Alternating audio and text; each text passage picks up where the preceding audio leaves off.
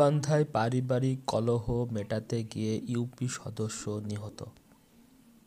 গাইবান্ধায় পারিবারিক কলহ মেটাতে যাওয়া ইউনিয়ন পরিষদের এক সদস্যকে পিটিয়ে হত্যার অভিযোগ পাওয়া গেছে। আর শুক্রবার বিকেলে সদর উপজেলার বোয়ালিয়া ইউনিয়নের নরসদপুর এলাকায় এ ঘটনা ঘটে। নিহত ইউপি সদস্যের নাম আব্দুল জব্বার। তিনি বোয়ালিয়া ইউনিয়নের ৭ নম্বর ওয়ার্ডের সদস্য ছিলেন। তিনি নরসদপুর গ্রামের মৃত খেজর উদ্দিনের ছেলে। স্থানীয় সূত্রে জানা গেছে, কয়েক বছর আগে নরসদপুর গ্রামের বাসিন্দা মইনুল ইসলামের সঙ্গে একই উপজেলার বাদিয়াখালী ইউনিয়নের ফুলবাড়ি গ্রামের আসর আলীর মেয়ে রোজিনা আক্তারের বিয়ে হয়। বিয়ের পর থেকে মইনুল ইসলাম বিদেশে চাকরি করছেন। এদিকে নানা বিষয় নিয়ে তাদের সংসারের বিরোধ লেগেই থাকত।